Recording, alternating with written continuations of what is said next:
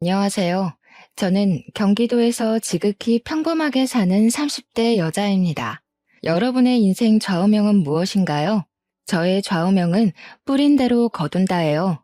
저희 부모님은 제가 어릴 때부터 남에게 상처를 주면 그 상처가 그대로 돌아오고 도움을 주면 제가 힘들 때 도움을 받을 수 있다고 가르치셨어요.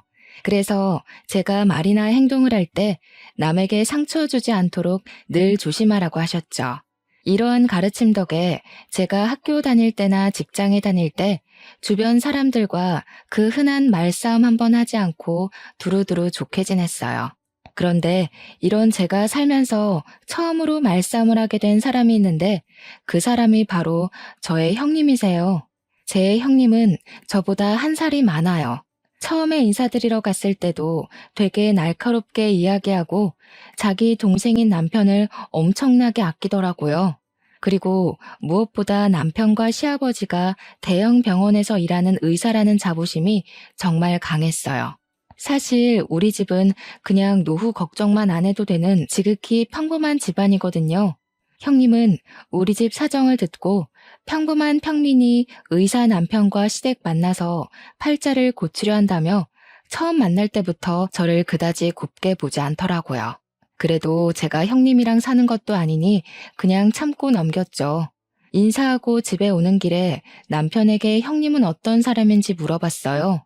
형님이 어렸을 때 아버지는 병원에서 야간 근무하시고 오셔서 주무시고 어머니가 형님을 돌보는데 끓는 물을 놓치는 바람에 형님의 몸과 얼굴에 화상을 입었어요. 그래서 바로 수술을 해야 하는 상황이었는데 그때는 화장 수술비가 너무 비싸 제대로 수술을 시켜주시지 못했대요.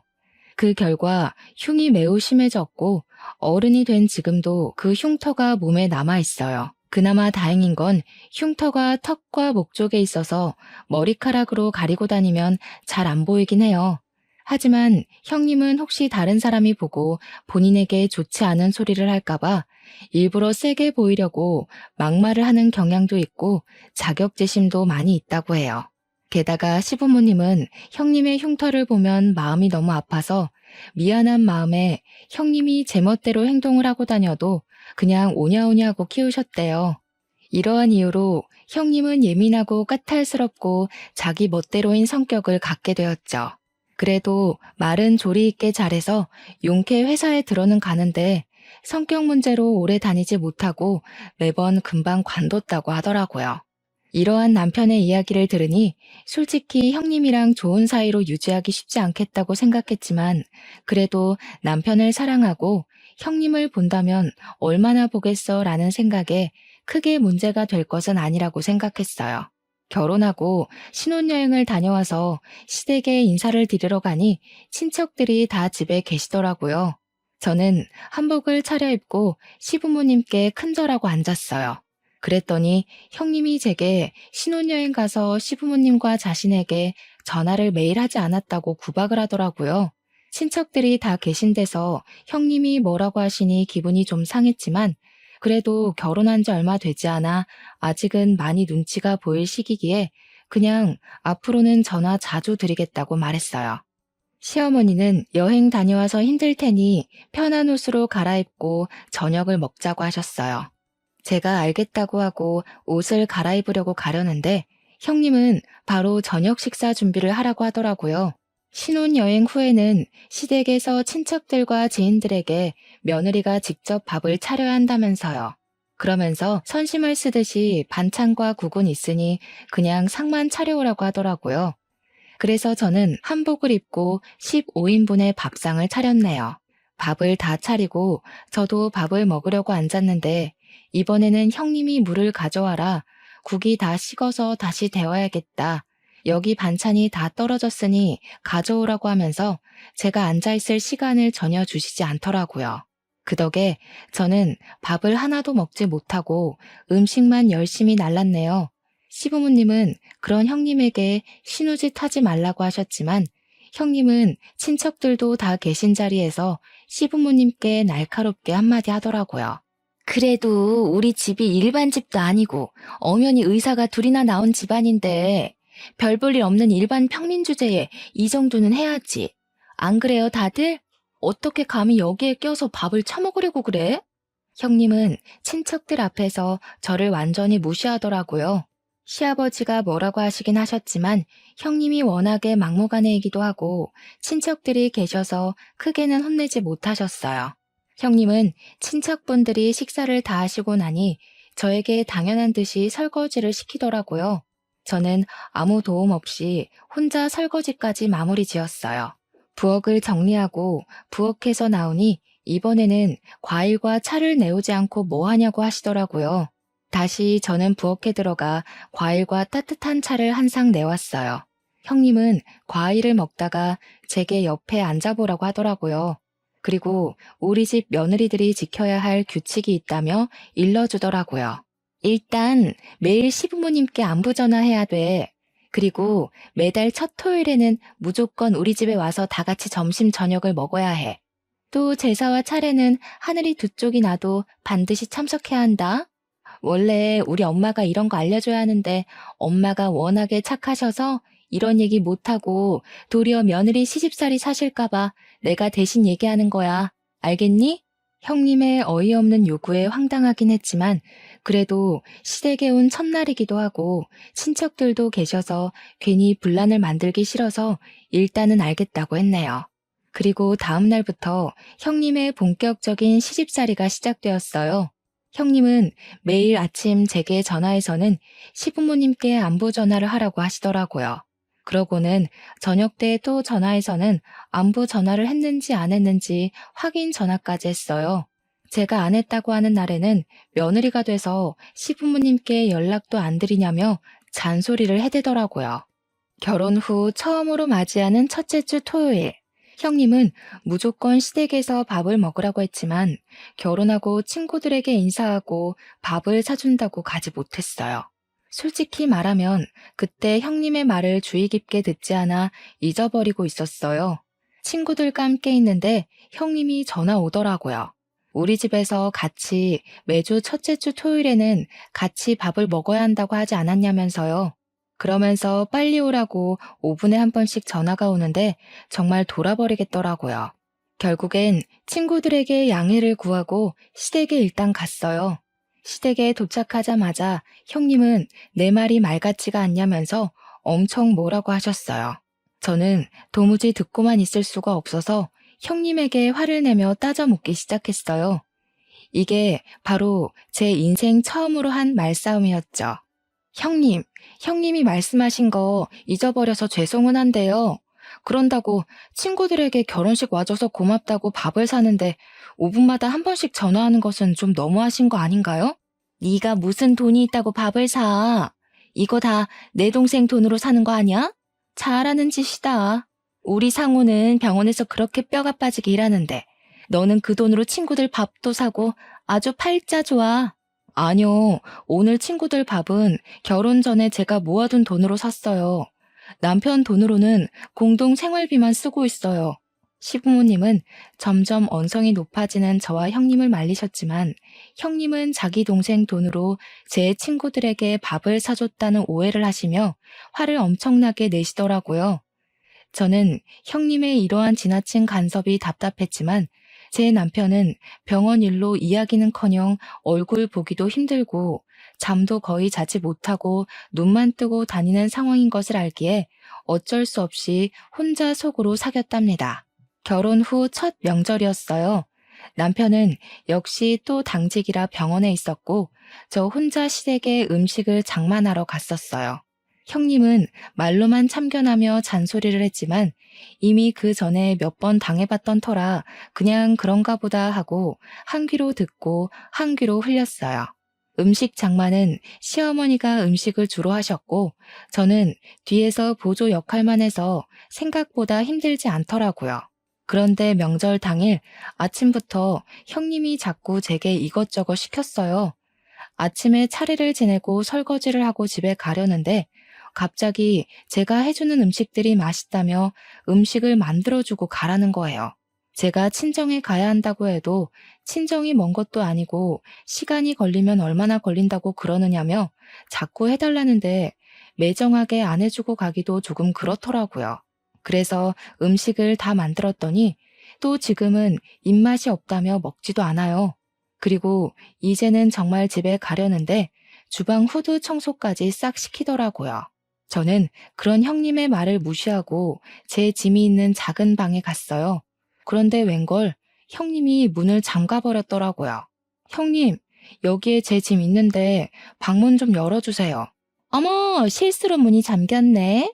그런데 자물쇠가 없어서 어쩌나. 오늘 올케 집에 못 가겠네. 원래 며느리는 명절 다 끝나고 가는 거야. 무슨 벌써 집에 가려고 해. 그냥 이렇게 된 김에 오늘 자고 가. 여기 방문은 내일 열쇠 찾아서 열어줄게. 이러한 형님의 어이없는 만행으로 저는 그날은 결국 시댁에서 잠을 자고 다음날 형님이 이제야 열쇠를 찾았다며 문을 열어주어 연휴 마지막 날 친정에 갈 수 있었어요. 결혼 후 두 번째 명절 때는 시어머니가 입원하셔서 이번에는 차례를 지내지 말자고 시댁으로 오지도 말라고 하시더라고요. 남편도 병원 당직이라 출근해서 저는 오랜만에 늦잠을 잔 후 천천히 친정에 갈 준비를 하고 있었어요. 그런데 누군가가 우리 집 배를 누르더라고요. 문을 열어보니 형님이었어요. 형님의 손에는 커다란 장바구니가 있었고 그 안에는 음식 식재료가 가득 있었죠. 올케, 내가 예전에 얘기했지? 며느리는 반드시 하늘이 두 쪽이 나도 시댁의 제사와 차례를 지내야 한다고. 설마 우리 엄마 병원에 계신다고 차례 안 지내려던 거 아니지? 빨리 내가 장 봐온 거로 음식 장만해. 내가 도와줄게. 형님은 시어머니도 지내지 말라던 차례를 반드시 지내야 한다며 굳이 장을 봐오셔서는 음식을 장만을 시키셨어요. 처음에는 분명히 도와서 같이 한다고 해놓고서는 갑자기 급한 전화가 왔다며 자리를 뜨시더라고요. 한참을 지나도 오지 않길래 보니 큰방 침대에서 잠을 자고 있었어요. 결국 저 혼자 음식을 다 장만하고 차례도 지내고 뒷정리도 온전히 저 혼자 다 했죠. 정리까지 마친 뒤 할 일을 다 했으니 이제 친정집으로 가려고 짐을 챙기고 있었어요. 차례도 다 지냈으니 이제 친정에 가야 할 것 같아요. 그러니 형님도 이제 집에서 나가주세요. 저 지금 나갈 거예요. 뭐? 나가라고? 옳게. 그게 형님한테 할 말이야? 그리고 우리 상우가 먹고 자고 하는 집인데 집안 꼬락서니가 이게 뭐니? 이따가 상우 오면 푹 쉬어야 하니까 같이 집안 대청소도 하고 정리도 하고 가. 형님은 괜히 집의 상태를 지적하며 끝까지 나가지 않았어요. 제가 표정이 좋지 않거나 말대꾸라도 하면 감히 네가 의사 누나한테 말대꾸냐며 도리어 화를 버럭 내더라고요. 그렇게 나가지 않고 끝까지 버티는 형님 때문에 두 번째 명절에도 연휴 마지막 날에 친정에 갈 수 있었어요. 그 뒤로 저는 아이를 가졌어요. 아무 문제 없이 무사히 아들을 낳았고 이름은 시아버지의 뜻에 따라 김성준이라고 지었어요. 그 후 조리원에 2주 동안 있다가 성준이를 데리고 집에 왔는데 집에 형님이 있는 것이 아니겠어요? 옳게 살이 많이 쪘네. 이러다가 우리 상우가 바람이라도 피면 어쩌려고. 관리 좀 해야겠다. 아기를 이제 막 낳고 온 사람에게 몸은 괜찮냐고 말하지는 못할 망정 살이 많이 쪘다느니 관리 좀 하라는 게 말이나 되나요? 저는 참지 않고 바로 형님에게 따졌어요. 아기 낳고 왔으니까 그러죠. 아, 형님은 아직 결혼을 안 해서 애를 안 낳아봤으니 모르시나 봐요. 감히 하늘 같은 형님한테 무슨 말대꾸야? 네가 우리 집 장손 낳았다고 이제 눈에 뵈는 게 없어? 나한테 예의 좀 지켜. 알았어? 본인이 예의 없는 소리를 해놓고 도리어 저한테 화를 내는 형님한테 한 소리를 더 하고 싶었지만 하필 그때 성준이가 울어서 어쩔 수 없이 그 정도만 할 수밖에 없었네요. 저는 우는 성준이를 데리고 큰 방으로 갔어요. 방에서 성준이를 달래고 모유를 먹이니 금세 잠이 들더라고요. 조심히 침대에 눕히고 큰 방 문을 닫고 나왔는데 형님이 우리 장손 자냐며 굳이 문을 다시 열더라고요. 그러고는 자꾸 볼을 만지고 손발을 만지작거렸어요. 저는 형님한테 그러다가 성준이가 깨면 오니까 어서 나오라고 했어요. 그래도 끝까지 버티고 계시더니 기어이 성준이를 깨웠어요. 결국 저는 잠시도 쉬지 못하고 다시 성준이를 안았죠. 그뿐만이 아니라 냉장고를 뒤져서 음식을 막 꺼내서 먹고 그러다가 접시를 깨고 바닥에 유리 조각이 있는데도 어떻게 치워야 하는지 모르겠다며 저에게 알아서 치우라고 하더라고요. 그날 저는 우는 성준이도 돌보고 형님이 깨트린 접시도 치우고 형님이 흘린 음식도 닦으며 정말 정신이 하나도 없이 보냈네요. 형님은 그날 이후 하루가 멀다고 저에게 영상통화를 하셨어요. 심할 때는 하루에 3번도 전화를 하셨죠. 한 번 전화를 시작하면 최소 30분은 통화했어요. 그럼 저는 아무것도 하지 못하고 30분 동안 벌서듯이 핸드폰을 들고 있어야 했어요. 한 번은 제가 음식을 하고 있어서 대충 핸드폰을 세워놓았더니 성준이가 제대로 보이지 않는다며 큰 소리로 불러대며 우리 집 장손 얼굴을 보여달라며 닥달을 하더라고요. 이러한 형님의 집착이 너무 힘들기도 하고 피곤하기도 해서 한 번은 전화를 아예 받지 않았어요. 그랬더니 받을 때까지 전화하시더라고요. 저는 너무 짜증나서 핸드폰을 아예 꺼버렸어요. 그랬더니 집에까지 쫓아오시더라고요. 내가 우리 집 장손 얼굴 좀 보겠다는데 왜 전화를 받지 않느냐고요. 이렇게 형님의 시집살이는 갈수록 도를 넘었지만 남편은 병원 일로 바빠 여전히 얼굴도 잘 보지 못하는 상황이었어요. 잠도 못 자는 사람에게 이런저런 하소연하는 것도 아닌 것 같아 그냥 혼자 속으로만 끙끙 앓고 있었네요. 하루는 엄마가 제가 좋아하는 게장을 했다면서 점심때 오라고 하시더라고요. 나가려는데 또 형님이 전화가 왔어요. 저는 지금 나가봐야 해서 영상통화는 하지 못한다고 했더니 전화하는데 뭐 얼마나 걸리냐고 하시며 성준이가 보고 싶다고 굳이 또 영상통화를 하려 하시더라고요. 결국 30분 동안 영상통화를 하느라 제가 도착하겠다고 하는 시간보다 더 늦게 친정에 도착했어요. 집에 갔더니 엄마도 계시고 저에게 남편을 소개해 주셨던 사모님도 계시더라고요. 이 사모님은 시아버지와 남편이 근무하는 병원의 병원장 사모님이세요. 우리 옆집에 30년째 살고 계시면서 결혼 전에는 거의 매일 보고 살았던 친척보다도 더 가까운 사이죠. 사모님은 제게 오랜만이라 반갑긴 한데 표정이 좋지 않다며 결혼 생활이 힘드냐고 물어보시더라고요. 오기 전에 형님과 원치 않은 통화를 해서 제가 표정이 좋지 않았나 봐요.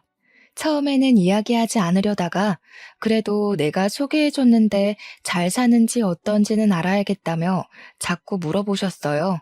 저는 어쩔 수 없이 형님이 제게 첫날 말했던 며느리의 도리에서부터 매일 우리 집 장손 얼굴 보겠다며 영상통화를 하고 명절 때 집에 못 가게 했던 일까지 모든 이야기를 다 했어요.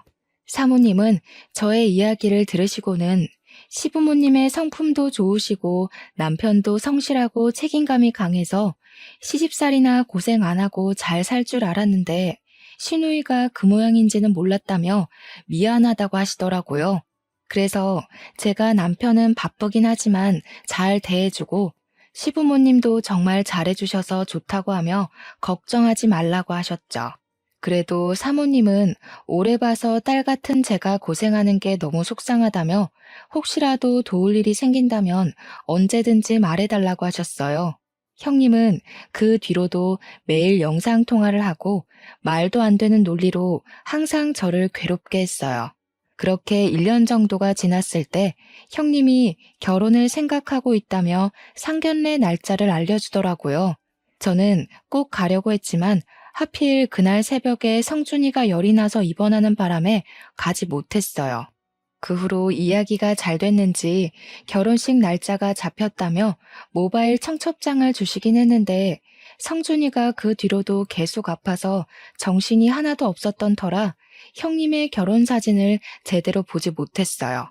사실 그때 형님이 우리 집 장손인 성준이 제대로 보살피지 못해서 열이 나게 됐다면서 형님이 매일 구박했거든요. 아이가 아프면 제일 마음 아플 사람도 엄마이고 고생하는 사람도 엄마인데 그런 저에게 고생한다고 말은 못해줄 망정 아픈 가슴을 후벼 파시니 너무 형님이 밉더라고요. 그래서 형님의 얼굴이 나온 결혼 사진조차도 보기 싫어서 청첩장의 날짜만 확인하고 말았었네요. 그런데 남편을 소개해 주셨던 병원장 사모님의 아들도 결혼한다고 하더라고요. 그것도 형님 결혼 날짜와 같은 날, 같은 시간에요. 저는 정말 가고 싶었지만 형님과 결혼 날짜가 같으니 어쩔 수 없이 가지 못하고 엄마만 병원장님 아들의 결혼식에 참석하려고 했어요. 그런데 또 하필이면 그날 엄마에게 아주 급한 일이 생기는 바람에 엄마도 결혼식에 참석을 못하게 되었어요. 형님의 결혼식 날 저는 하객들을 맞이해야 하니 결혼식장에 일찍 갔는데 사모님이 한복을 입고 있더라고요. 저는 깜짝 놀라 오늘 아들 결혼식인데 왜 여기 계시느냐고 물었어요. 사모님은 우리 아들 결혼을 여기서 한다고 하시더라고요. 저는 설마 하는 마음에 형님이 보내주셨던 모바일 청첩장의 사진을 자세히 보았어요. 너무 놀랍게도 형님 옆에 사모님 아들이 떡하니 서 있는 게 아니겠어요? 어머, 저희 형님하고 현우 오빠하고 결혼하는 거였네요? 사실 그동안 성준이가 아파서 청첩장을 이제야 자세히 봤거든요. 전혀 몰랐어요. 그럼 그때 너에게 그렇게 시집살이를 시켰다는 그 형님이 바로 내 며느리인 거니? 네, 상황이 그렇게 되었네요. 그래? 알겠다. 내가 잘 기억해두고 있으마. 그동안 정말 고생 많았다. 사모님은 제게 그동안 고생 많았다는 의미심장한 말씀을 남기고 하객을 맞이하러 가셨어요. 이윽고 결혼식이 시작되었어요.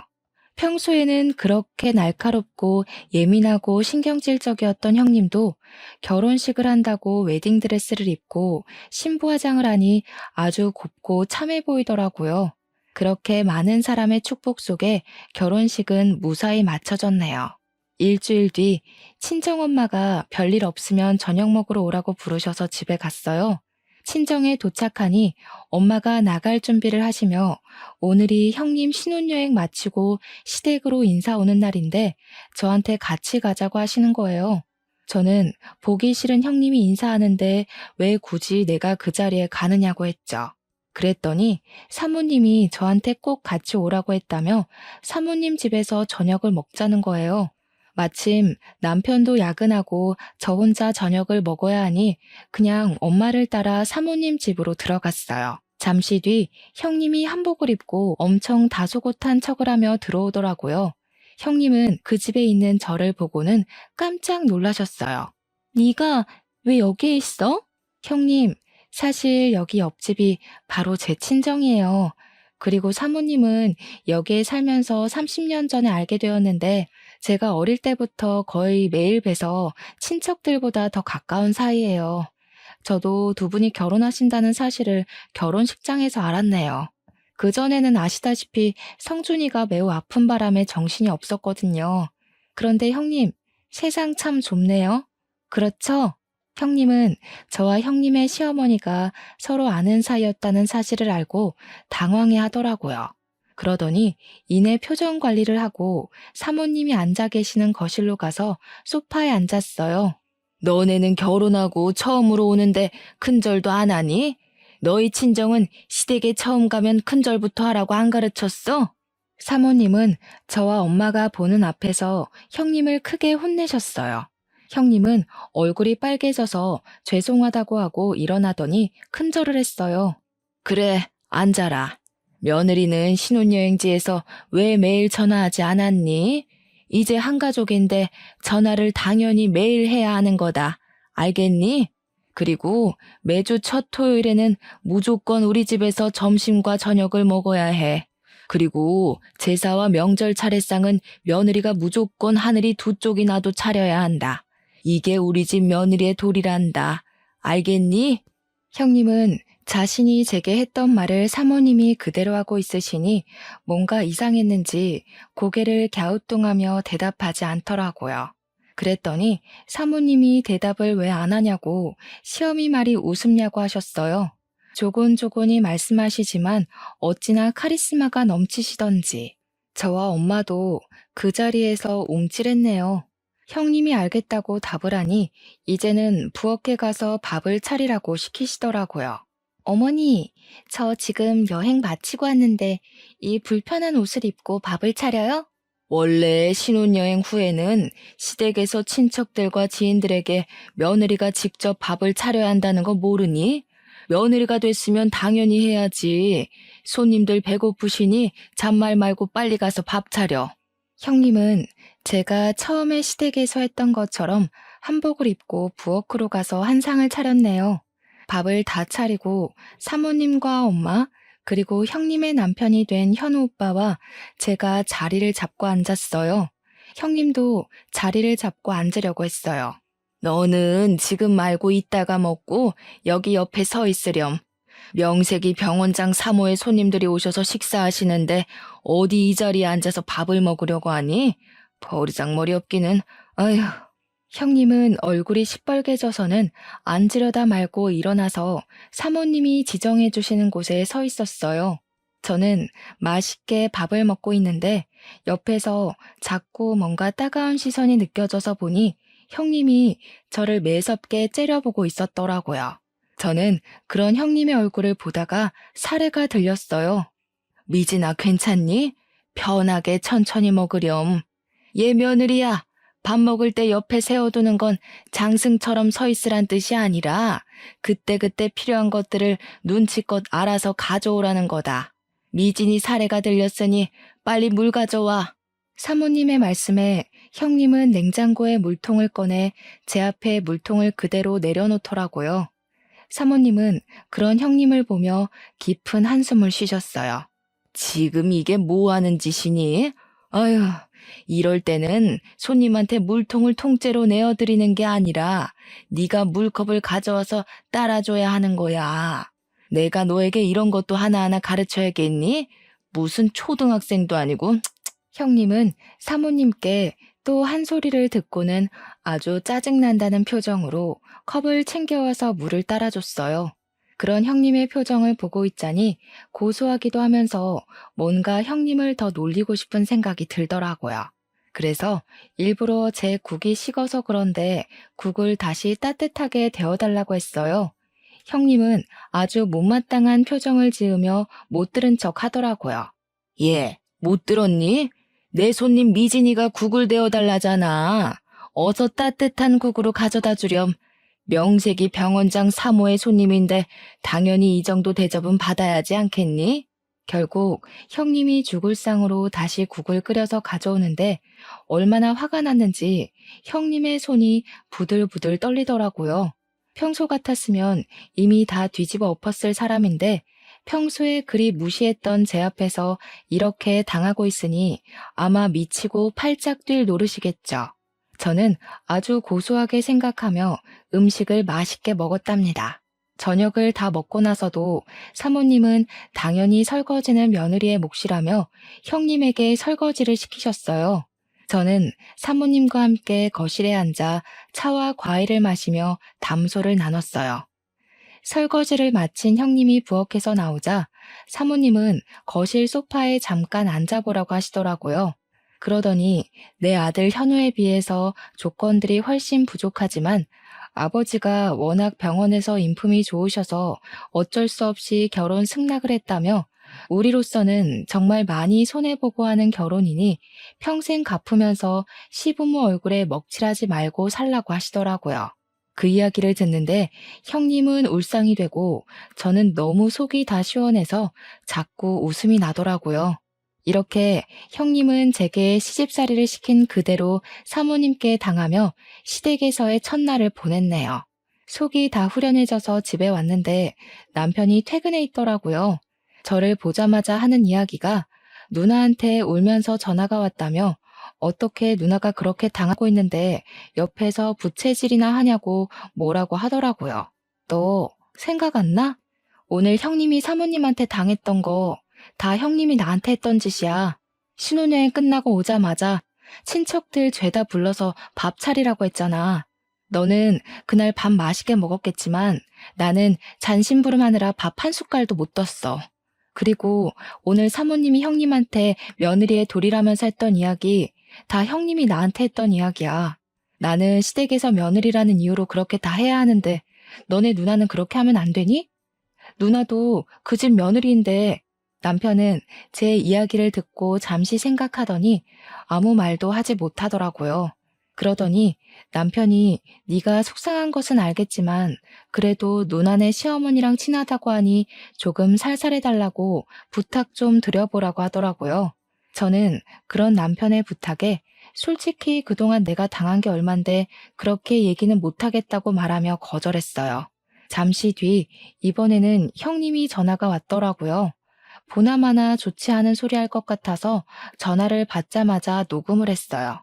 야, 너 어떻게 나한테 이렇게 엿을 먹일 수가 있어? 네가 시어머니한테 다 얘기한 거지? 그래서 시어머니가 너 대신에 복수한 거고. 형님이 시댁에 대한 도리라면서 며느리는 이렇게 살아야 한다고 했잖아요.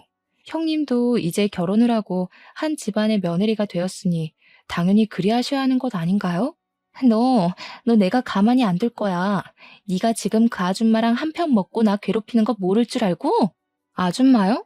사모님한테 시어머니 아니고 아줌마요? 아무리 그래도 시어머니인데 호칭은 똑바로 부르시죠. 어머, 우리 형님 집안에 장손이 오셔서 저는 장손을 돌보러 가야겠네요. 전화 끊겠습니다. 형님은 역시나 제게 화를 많이 내셨고 저는 녹음된 형님과의 통화 내용을 바로 사모님께 카톡으로 보냈어요. 다음 날 집에서 성순이를 돌보는데 엄마에게 전화가 왔어요.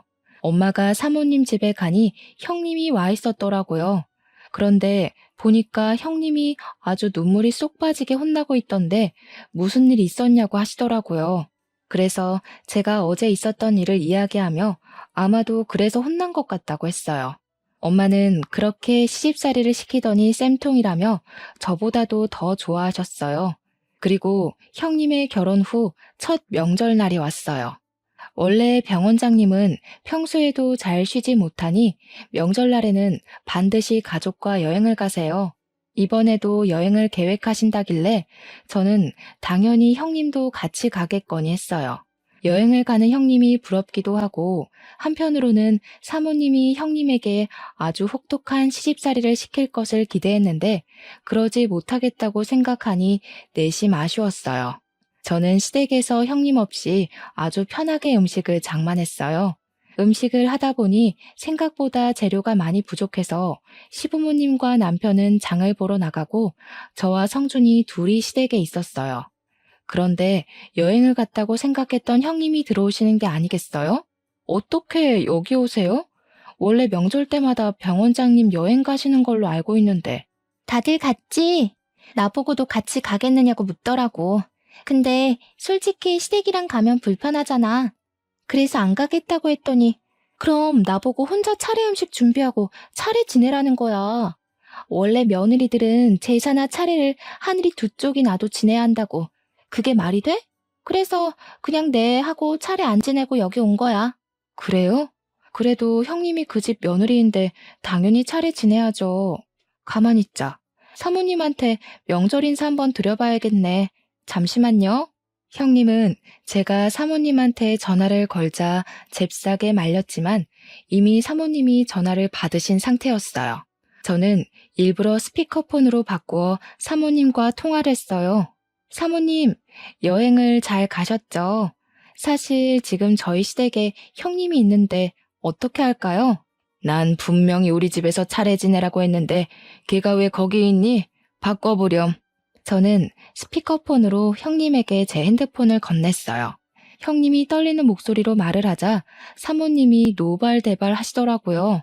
내가 우리 집에서 차례 음식 차리고 혼자 차례상 차려서 지내라고 했는데 왜 말을 안 듣니? 첫 명절인데 시부모 말이 말 같지가 않아? 당장 얼른 가라. 가서 상 차리고 영상통화해라. 알겠니? 형님은 알겠다고 대답하고 전화를 끊고 저한테 왜 전화를 걸어서 이렇게 귀찮게 만드냐고 뭐라고 하더라고요. 그때 장을 보러 가신 시부모님과 남편이 도착했어요. 너는 첫 명절인데 시댁에 안 있고 왜 여기 있니? 다들 여행 갔는데 나 혼자 시댁에 남아서 차례를 지내라 하잖아. 말이 돼? 그래서 여기로 왔는데 세상에 전현이 시어머니가 자기 아는 사모님이라고 전화 걸어서 나 욕먹게 했어. 당연한 거 아니니? 네가 며느리한테도 그렇게 알려주지 않았니? 당장 너희 시댁에 가서 차례상 차려라. 어떻게 너는 내 얼굴에 이렇게 먹칠을 해? 아빠, 어떻게 나한테 그래? 지금 시아버지 시어머니가 날 얼마나 괴롭히시는지 알아? 나 정말 너무 힘들어서 이혼하고 싶다고. 병 원장님 내외분 경우가 없으신 분 아니시다. 네가 뭘 잘못해서 그런 거겠지. 그런 줄 알고 앞으로는 절대 이렇게 오지 마라. 이혼? 이혼해서 나랑 네 동생 얼굴에 먹칠만 해봐. 그땐 우리 영 끊고 넌 집에서 쫓겨나는 거야. 명절을 편하게 보낼 생각에 집으로 왔던 형님은 시아버지와 시어머니의 성화에 다시 울면서 사모님 댁으로 가더라고요. 저는 그 후로 형님 없이 아주 편한 명절을 보냈어요. 그 뒤로 형님한테 전화가 왔어요. 형님은 제게 시댁의 시집살이가 너무 힘들다고 이혼하고 싶다고 하더라고요. 저는 형님이 이혼하고 싶은 것을 왜 제게 말씀하시냐고 물었어요. 이혼하고 싶어서 우리 엄마한테 전화했더니 엄마도 사돈이 병원장님이신데 이혼하면 아빠와 동생이 병원 생활 힘들어져서 안 된다고 하면서 말리시더라. 그래서 저한테 이런 이야기 하시는 이유가 뭐예요? 네가 내 시어머니께 잘 말씀드려서 우리 형님 좀 적당히 봐달라고 하면 안 돼? 이제 형님이 잘 빌려준다고 말해줘. 나도 이제 너한테 신우짓 절대 안 할게. 정말 내 동생처럼 생각할게. 부탁해. 제발 나 좀 도와줘. 형님이 제게 울먹이면서 이야기하는데 정말 눈물겹더라고요. 하지만 저는 형님한테 그 전에 너무 많이 당했던 터라 형님의 그런 부탁에도 눈 하나 깜빡하지 않았어요. 형님, 지금 사모님이 형님에게 하시는 것들 다 형님이 제게 했던 것 아닌가요? 인제 와서 하는 말인데 그때 형님이 저한테 그렇게 구박하고 했을 때 저 정말 이혼하고 싶을 만큼 힘들었어요. 제 인생에서 최고로 자존감이 바닥을 치고 우울증까지 왔다니까요. 정말 미안해. 그때는 내가 결혼 전이라 시댁 며느리 그런 거 전혀 몰랐어. 내 생각이 짧았어. 속 깊은 네가 나 좀 한 번만 도와줘라. 응? 형님, 죄송하지만 저는 사모님께 그런 말하기도 싫고 감히 제가 사모님께 그런 말할 자격도 없습니다. 그리고 지금 미안하다고 해도 이미 그때 제가 받은 마음의 상처는 지워지지 않네요. 저는 도움이 되지 못할 것 같아요. 저도 죄송하지만 알아서 잘 해결하세요. 형님은 저의 단호한 대답에 울면서 전화를 끊더라고요. 그 뒤로도 사모님의 시집살이는 계속되었고 여전히 형님은 사모님께 혼나며 결혼 생활을 이어가고 있답니다. 반면에 저는 이제 형님과 거의 만나지 못해서 저는 아주 편하게 결혼 생활을 하고 있어요. 어느 날은 남편이 자기 누나가 그렇게 못되게 구는지 몰랐다면서 병원 일에 치여 사느라 제대로 챙겨주지 못해서 미안하다고 진심으로 사과하더라고요. 그 뒤로는 남편도 제게 잘해주고 시부모님이야 원래 잘해주셨고 해서 요새는 아무 고민 없이 아주 만족스러운 생활을 하고 있어요. 최근에 친정엄마랑 통화하다가 사모님 얘기가 나왔어요. 친정엄마가 사모님께 왜 그렇게까지 시집살이를 시키시냐고 물으니 사모님 본인이 원래 불의를 못 참는 성격인데 딸 같은 제가 형님한테 그렇게 당했다는 것을 아시고 많이 화가 났었다고 해요. 만약에 처음부터 아들이 만나는 사람이 제 형님인 것을 알았다면 아마 결혼 안 시켰을 텐데 이러한 사실을 결혼식장에서 알아버렸고 인제 와서 결혼을 엎을 수는 없으니 대신 본인이 행했던 시집살이를 그대로 시켜서 본인이 무슨 잘못을 했는지 제대로 깨닫게 해야겠다고 생각하셨대요. 이 부분은 형님의 시아버지와 남편이 다 동의를 해서 가족들 모두 사모님의 행동에 크게 반대하지는 않았다고 해요. 또 미리 형님의 아버지인 저희 시아버지께도 말해놔서 동의를 구했다고 하시더라고요. 시아버지는 제 딸을 제가 제대로 못 키워서 일이 막무가내인데 그렇게라도 교육해 주시면 감사하다고 하시며 오히려 죄송하다고 하셨대요. 그러면서 사모님은 그래도 조만간에 이렇게까지 하게 된 이유를 설명해주고 시집살이를 끝낼 거라고 하셨대요. 엄마는 사모님의 말씀을 제게 전하며 정말 사람은 뿌린 대로 거두는 게 딱 맞다고 하시더라고요. 형님이 너에게 그렇게 시집살이를 시키더니 결국엔 그거 그대로 형님이 다 받게 됐다면서요. 그러면서도 제게 항상 말해왔듯이 남에게 피해주며 살지 말고 특히 시댁에서는 말과 행동을 조심하라고 신신당부를 하시더라고요. 평소에는 잔소리 같았던 엄마의 말이 그날은 참 마음에 확 와닿았어요. 솔직히 그동안 형님이 제게 했던 것 다 떠들고 다니면 욕하는 것 같기도 하고 뒷말하는 것 같기도 해서 엄마한테만 이야기하고 아무에게도 얘기 못했거든요.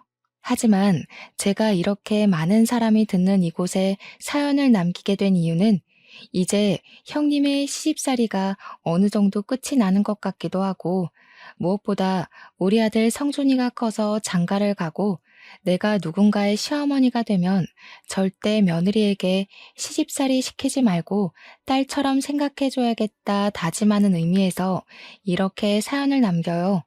물론 저를 못살게 군 형님이 자신이 했던 방식으로 똑같이 당하니 속이 시원한 마음도 있긴 있고요. 조금 있으면 또 명절이네요. 어릴 때는 명절날이 그저 좋기만 했는데 결혼하고 나이가 드니 사실 명절날이 그리 반갑지는 않은 것 같아요. 결혼 전에는 친척들이 제 미래를 너무 걱정해 주셔서 힘들고 결혼 후에는 결혼 전처럼 편하게 행동하기에는 눈치가 보이니 힘든 것 같아요. 분명히 오랜만에 친척들을 만나서 반가워야 할 명절인데 요새는 여러 가지 상황에 의해 그러지 못하니 명절의 참된 의미가 많이 퇴색된 것 같아서 뭔가 씁쓸하기도 하고 그러네요. 문득 이런 생각이 들어요. 집안에서 누군가의 시누이가 되시는 분들은 시댁이 어렵고 불편할 며느리들을 배려해주고 누군가의 며느리가 되시는 분들은 혹시라도 부당한 대우를 받는다고 느꼈을 때 참고 참다가 나중에 폭발해서 더 큰 상황을 만들지 말고 바로 이야기해서 같이 문제를 해결해 나가면 조금 편해지지 않을까 하는 생각이에요. 물론 말처럼 그리 쉽게 이루어지지는 않겠지만 그래도 이번 명절만큼은 시누이, 며느리 모두 다 행복해지기를 기원하며 사연을 마칩니다. 들어주셔서 감사해요.